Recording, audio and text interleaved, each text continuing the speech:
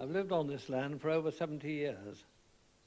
Now I farm in partnership with my son Dan, who lives on another farm quite close by. And together we have about 800 acres. Nowadays we produce mainly wheat and some barley and rape, and about a quarter of the land is used for cattle.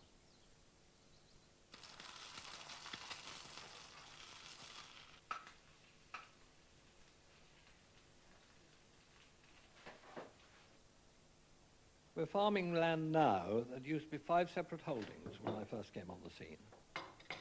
In those days, farming was much more varied. We had a great variety of crops and livestock.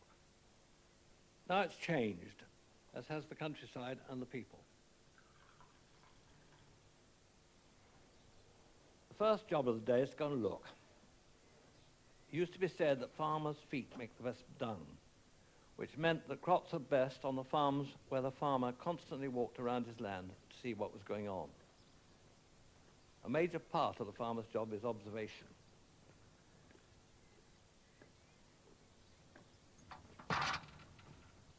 Watching livestock is particularly important. Anything can happen. If an animal is off its grub, the reason has to be discovered at once. If it wanders off by itself, there's something wrong. Occasionally the worst has happened. They have broken the fence and got out of the field and must be found.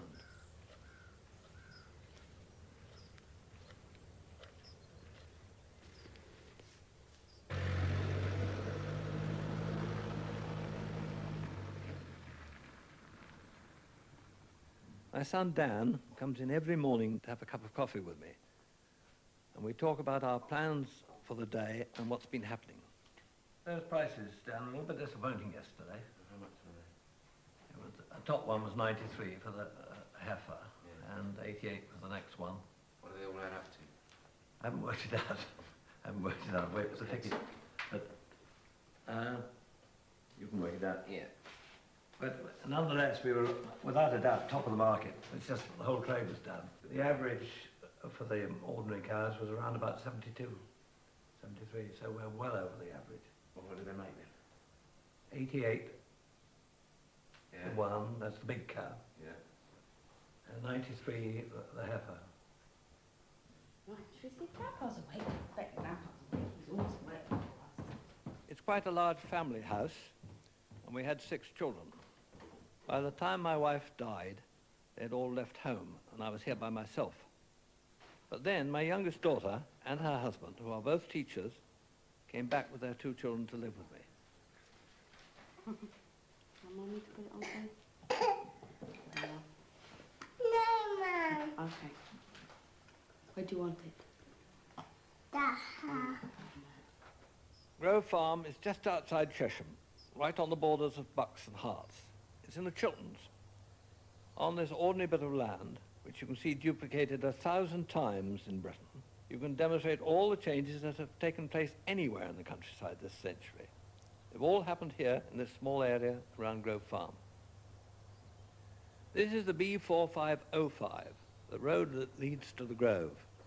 It shows a sharp division between land that's been developed and the land that's remained in agriculture. This wasn't planned, but resulted from the economic situation of 2 different farmers in the 20s. One man failed, and the land was sold for building.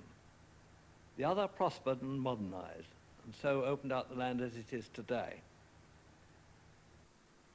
I've seen all this happen, and I thought it was worth recording before there was nobody left who remembers it as it was. I was inspired and encouraged to start tape recording my own experiences and my own picture of what the countryside was like by this book, which I bought in a second-hand bookshop in Aylesbury. It was dictated, not written, by a man called John Wilkins at the end of the last century. And he had been a gamekeeper all his life, most of it in Chesham. And it played a great part in encouraging me to record what was going on.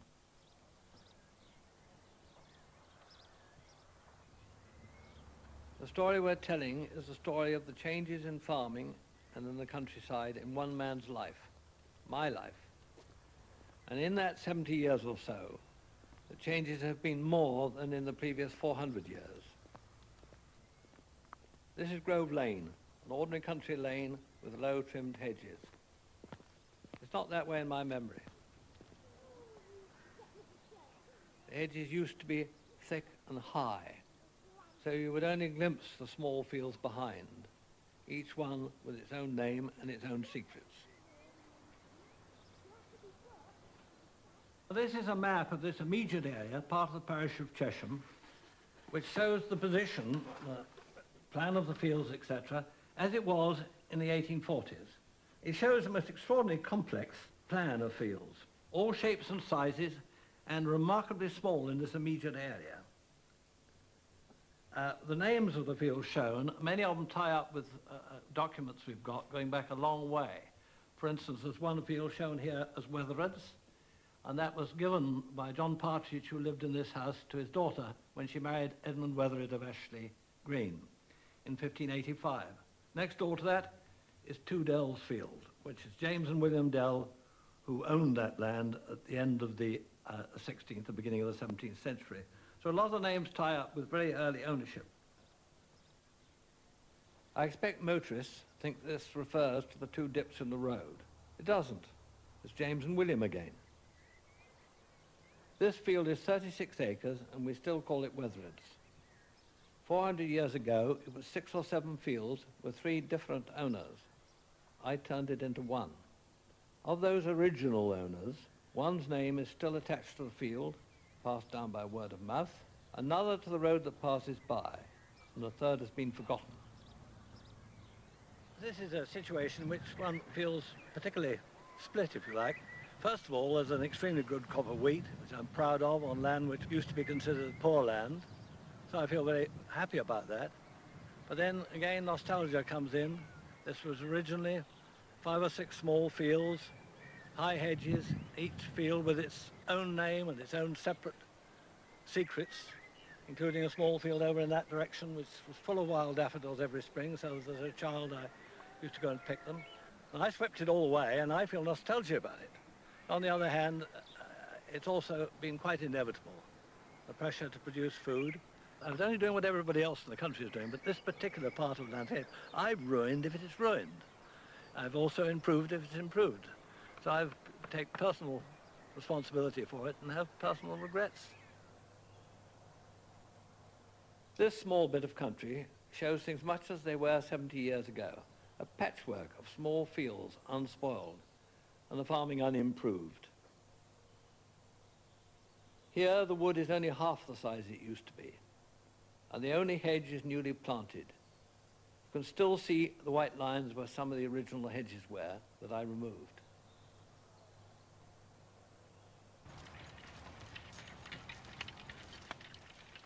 Some things didn't change for a long time.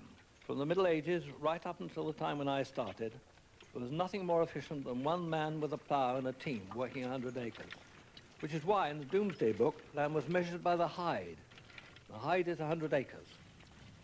You plough an acre a day with one of these here, and a 9-inch furrow, you walk 11 miles. What did it feel like, Will, being behind a pair of horses again after 40 years? Oh, lovely. Did you enjoy it? Yes, yes. Like it was in the old days. I mean, you used to enjoy yourself. It reminded you of a lot of things, I expect. I've got a photo here. I should like you to see, but... No, it is one ploughing. Yes, one ploughing, Will. Where was that taken? Just over the edge there. Well, that's way back. You were pretty young then. Will Barnett was the horseman on this farm. Early one morning, the break of the day, for the cocks were crowing, the farmers did say, "Come ride, you young fellows, come ride with good will, for your horses want something, their bellies to fill. Oh, harness your horses and rub them down well, for I'll give you a jug of my bonny brown ale." It was lovely. After they'd been to church on a Sunday, you'd hear them singing away and whistling. You'd always hear them singing and whistling. Whistling most You'd never pass anybody, a farm labourer, I think, that you heard him whistle or sing. It was the First World War broke out, you see, when I was 11. And I went back on the September the 1st to start school, and I've been there 3 days when some inspector come round. He said, how old was I? I said, 11. Well, he said, any boy over 11, who's passed standard 6 at school, which was the top standard, could leave and go to work on the farm. So, of course, up goes my hand. Tom Reed's 11 the 19th of August. And he said, well, start, so I went, started. 5 to 5, lived in, they'll go Bergen Cappers and give us £6 a week. When we was young lads, we used to go with the men in the field, and they used to let you ever go ploughing and that there, and that's how you learned. I told you, I was going along, you know, we used to go from one field to the other. We put an old bit of wood on what we call the straddle iron, so it wasn't on the shower, it was sliding along this bit of wood. I hollered woe to the old horse as you seen the plough fell ass overhead, on top of me. So I couldn't lift it off, it was too heavy. So I'd wait till the next chap come along with his pair of horses, lift the plough off of me.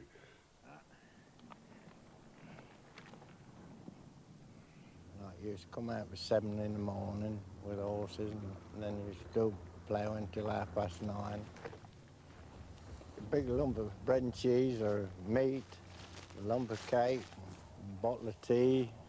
Well, you used to have it at 9:30.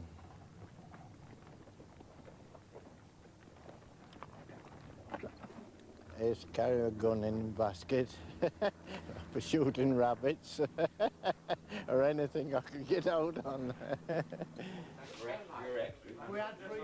In the village of Whelpley Hill, everybody used to know each other.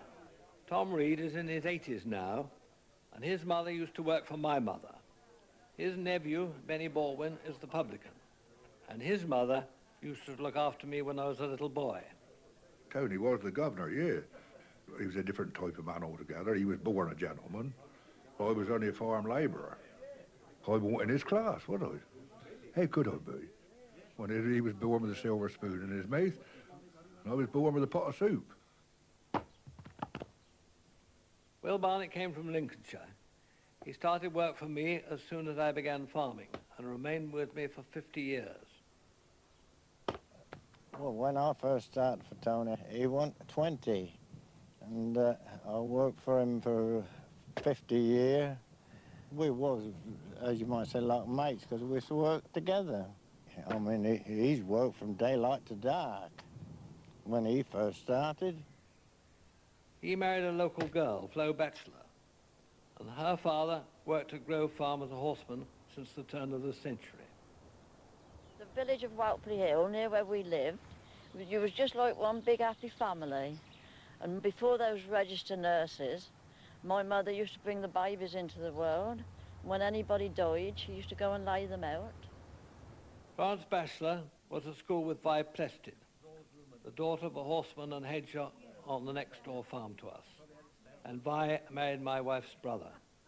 I used to so admire your mother. She was the first woman I ever saw who'd got makeup on, but she was a very attractive woman, wasn't she? A very lovely woman.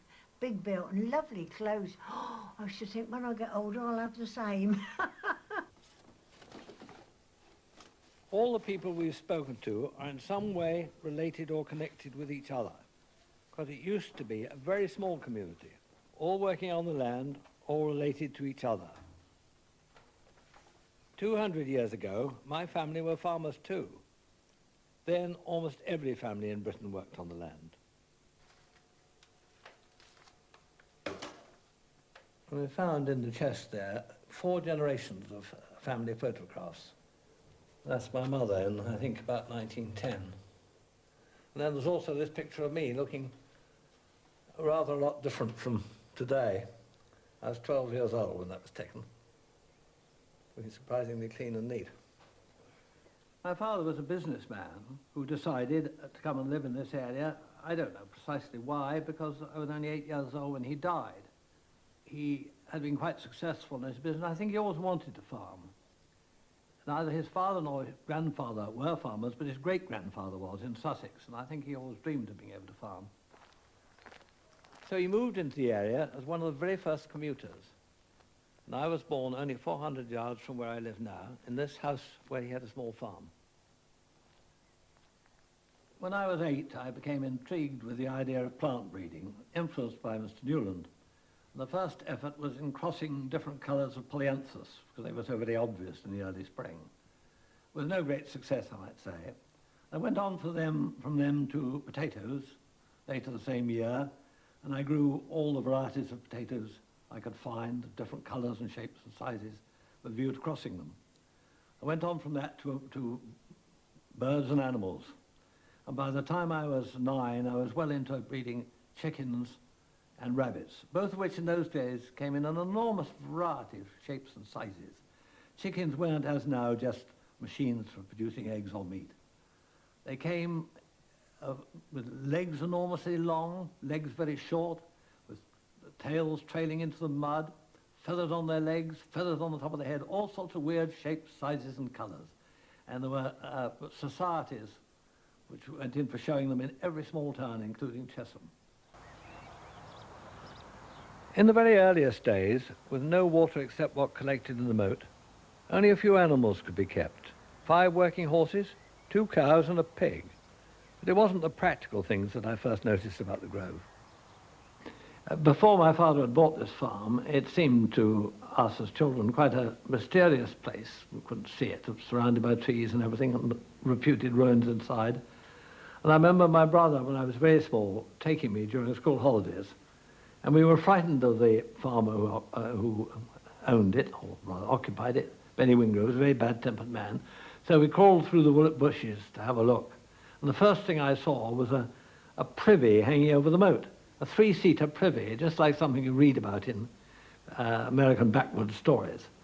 3 seats side by side with heart-shaped holes cut in the doors, 2 full-sized ones for Mr. and Mrs. and the child's one next door, hanging over the side of the moat. And I know exactly where it was. I could go there to this day.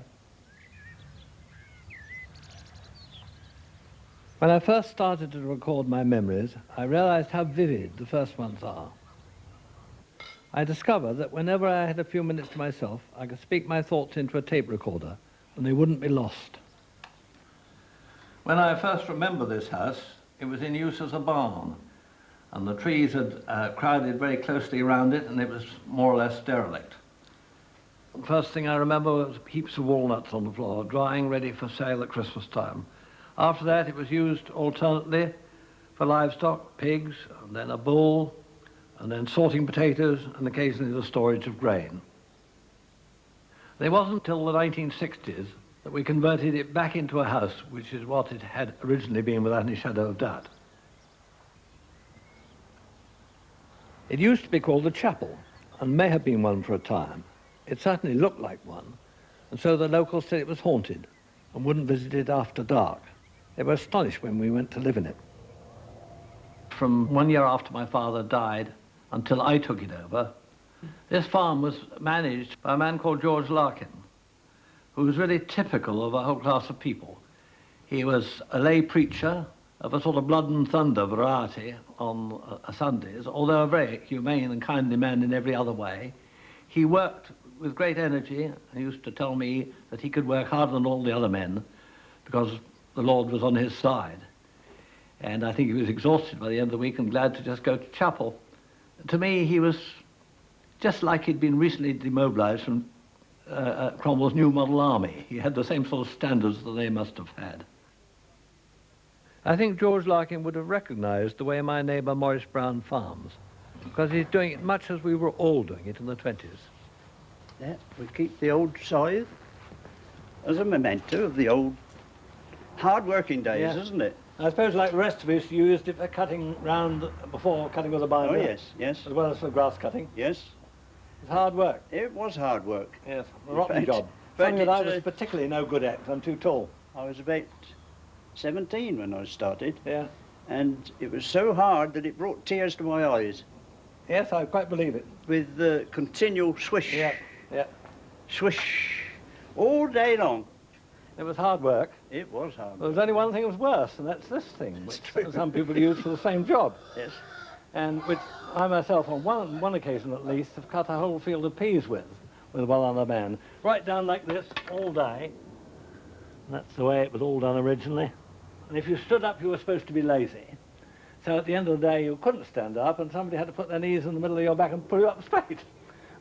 All the wheat and barley grown anywhere in the world was cut with one like this. And from biblical times and onwards, the same thing, exactly, right up to our time. In 1804, Arthur Young rode around this area, surveying and farming in Hertfordshire for the Board of Agriculture. Indeed, he visited the farm next door to mine. He saw the newly improved countryside of the agricultural revolution. When I first saw the same countryside a century later, it was almost unaltered except for the decline in standards due to the long depression of the 19th century. The sheep which had maintained the fertility had gone. The hedges had been left untrimmed, the crops were not weeded, and the life of the people on the farms was hard.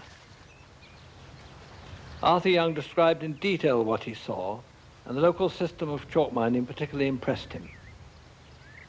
The land itself on the surface is acid, but only 20 or 30 feet down there is chalk which will correct the acidity. And for many hundreds of years, chalk pits were dug all over the place. And most of these little groups of trees you see, and the very small woods, nearly all of them represent where chalk was dug, and then the land couldn't be cultivated afterwards, so trees sprung up, just as they are here, just as they are over there, just as they are there, all over the place. A landscape dotted with small spinneys and groups of trees, all of which represent somebody mining chalk at some period in the last 500 years. The chalk was spread around the field from wheelbarrows pushed by women. Young approved of this because it didn't wear out the horses. Apparently the women didn't matter. Almost every field had at least one chalk pit of its own, and those which remain can easily be seen from the air as small clumps of trees. After chalking, other things had to be done to improve fertility. The basis of farming in this area for a very long period had been trading hay and straw into London because you hadn't got the stock to eat it yourself, for cab horses and dray horses in London, and bringing dung out on the same vehicle. And more important than that, really, was bringing human waste out from London to use on farms around here. And then the arrival of the canal in Berkhamsted in the 18th century offered enormous chances of improving fertility, and all the human waste from London came out and was used in the home counties as manure. And people now who get excited about the organic farming having died out and being replaced by chemicals should realize it happened not because the farmers wanted it to happen. They were perfectly happy to use shit, if that's the word, from humans living in London. It was the public health authorities which stopped it happening. Otherwise we would have continued, and of course there would have been much less loss of fertility from the land if everything had been returned to it. So canal transport and fertilization revolutionized farming in the 18th century. Another change was in farm machinery. It happens that some old farm implements have been preserved on a nearby farm at Ivinghoe, and I went there with Will Barnett to see them. And as all these old-fashioned buildings really weren't much use to us any longer, I said they could have it here if they wanted. And so that's how we came to have this collection. Temporary it was meant to be. Jeff Hawkins, the farmer, showed us round. This is the drill we used to use, or this type, on the farm here. It's a Bedfordshire drill made by Brown's at Leighton Buzzard. And I've been lately surprised at the enormous age of it. Well, of this design. There's a print I saw of 1810, and it shows Hensman's patent drill. However skilled a man was at sewing by hand, there was a variation in how he did it, and an enormous variation between men. Whenever a man went out with this, if you got the cups right and the drill set right, he drilled at the same rate. So you brought a bit of science in it, you knew how many pounds per acre you wanted to sow, and for the first time you could do that. You put your seed in there, and these here go round, and the seed drops down there and comes out the bottom. See, you can have big cups or little cups, You can fill half of them up with soap, Yes. we used to do, to Yeah. reduce your rate of seeding. So it's infinitely adaptable, using what the maker supplies and also using your own common sense. But if we wanted half the rate of seed, that's what we used to do. Put a bit of soap in half the cups. I hope it didn't fall out too soon. Well, you can take that one out, you see, and that one, and then you've got a wider row. You just drill with these in, take these off altogether. Jethro Tull made the first corn drill. Mid-18th century, went bankrupt in the process, I'm told. I don't know, but... and that really has enabled the enormous expansion of grain growing all over the world.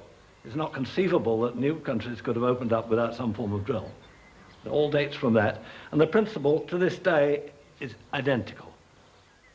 Let's go and have a look at the seed barrow outside. If the implements and methods in use when I came into farming had developed in the 18th century, the people who worked them had remained stuck in the 19th century. The men working on the farms were almost in two classes in a way. Those doing the supervision, the foremen and the farmers, were mostly staunch nonconformists and rather rigid in their attitude, going to chapel every Sunday and not drinking very much. The men who were working them, for them, their lives revolved around beer mostly. They were lowly paid, poorly housed, not too healthy, and the pub and the beer was the most important element in their lives. See, when we started hay-making with you see, you could go and get a pint of beer at 6 o'clock in the morning, up at the door. You got a pint every 2 hours until 10 o'clock at night. If you was a man, of course I was only a boy, so I used to have a bottle of ginger beer. But the men could have a pint every 2 hours. Very early in my life, I came strongly under the influence of somebody called Alf Newland. He came from Norfolk. He was my father's gardener, but also looked after the few cows, pigs and poultry. And he was a very knowledgeable man in all sorts of ways, and very contemptuous of Buckinghamshire farming, in particular of the way Grove Farm was farmed. In Norfolk, everything was done better. But combined with this, he was also a frightful snob, because everybody he'd worked for in Norfolk was called Squire something or other, and lived in something or other hall. He was a Methodist lay preacher, and he was by way of being a radical in politics. And I remember him telling me, God gave the land to the people. And I thought at the time, I'm glad God gave my father some. Why did he give so much to Mr. Lowndes and Lord Chesham? And why didn't he give Alf Newland, who spends every Sunday of his life preaching in Lay Hill Chapel, any at all? Doesn't seem quite right to me. For me, the countryside is like a canvas with one picture drawn on top of another. The picture when I appeared on the scene was one of 16th century field names and villages, 18th century methods, and with 19th century people living in it, each pattern imposed on the last, nothing completely lost. Early one morning, the break of the day, for the cocks were crowing, the farmers did say, come rise, you young fellows, come rise with good will, for your horses want something their bellies to fill. With a bit in my pocket, I swear and I vow, you all idle fellows that follows the plough. We have ploughed an acre, you've told a dull lie. We have ploughed an acre, I swear and I vow, for we all jolly fellows that follows the plough.